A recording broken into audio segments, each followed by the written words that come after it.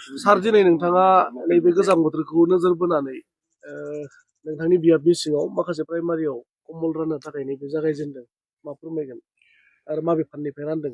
आं गावनो गाव जोबोद मोजां मोनदों जे दिनै बेयाव भबानिपुर प्राइमारि आरो बिसिडिसिनि सिङाव प्रथम रानजेनबाय दिनै गासै दिनै 10टा प्राइमारि लोगोसे बै लाइमुथियावबो 3000टा पिस 3000 जन मानसिया मोनगोन। गोजां बोथोरनि बेयो गभर्नमेन्टनि नङा। आङो कयेकजन मानसिफोरनाव खावलायनानै जेरै उदाहरन हिसाबै first class contractor logic Brahma फंबाय लोगोसे कयेकजन माखासेखौ आं सोदेरनानै दिनै जि गुसु बे समाव बे गुसु समाव जाहाथे जोंनि रायजो राजाफ्रा माखासे गोरिब बेयाव पार्टिनि खोथा गैया, सोर भट होदों होआखै बेजों खोथा गैया, जायफ्रा एखेबारे गोरिब बे गोरिब मानसिफोरनो जायफ्रा रान्दिफोर कम्बल गांसेखौनो बायनो हायै माखासे मानसिफोर बिदिफोर दङ, बिदिखौसो बिसिडिसि आरो प्राइमारिफोरखौ आङो निर्देश होदों। निर्देश होनानै बे खामानिखौ कम्बलखौ राननायनि थाखाय दिनै थिग थाक खालामबाय। मोजां जुदि खामानि मावोब्ला अट'मेटिक रायजोफ्रा भट होखागोन आरो बेनो जोंनि हाग्रामा सारनि उद्देश्यआ बेनो।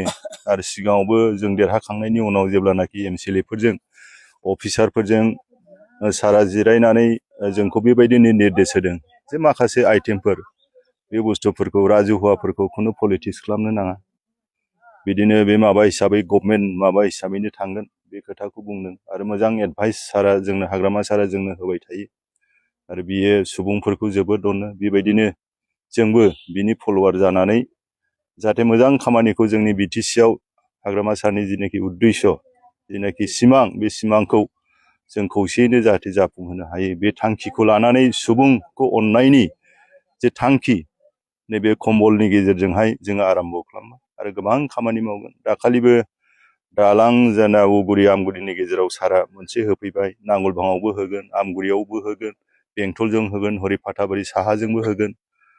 दा गोबां बेबायदिनो लोगोनो 1.5-2 मासनि गेजेराव उन्नतिनि खामानिफ्रा दिनै हाग्रामा सारनि गेजेरजों दिनै जागासिनो दं।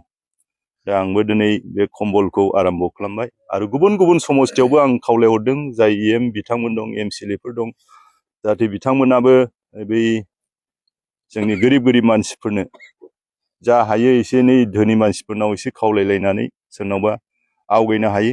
गभर्नमेन्टनि थाखा फैसाफ्रा फैगासिनो दङ, फुराना बाजेटआ फ्राय बिसोरो खरसा खालामलांजोबनायाव थाखा फैसाफ्रा जोंना एसे माबा जानानै दं, खिन्थु एडिशनेल बाजेट जोङो लाजेनबाय आरो गोदान जिनाखि बाजेट फैगोन मार्चआव बिनिफ्राय जोङो गोबां आसनिफोर जोङो खामानि मावनो हागोन आरो लोगोसे जोङो जिखिनि फैसा दङ जि गेरेन्टि स्किम बे गेरेन्टि स्किम IBS नि खोथा, सेनियर सिटिजेननि खोथा, बिनिफ्राय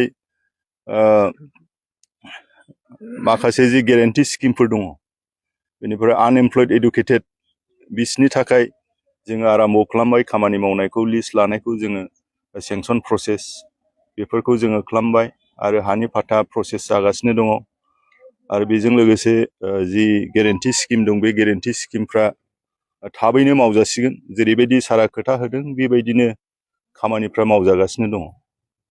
थेंक इउ सार।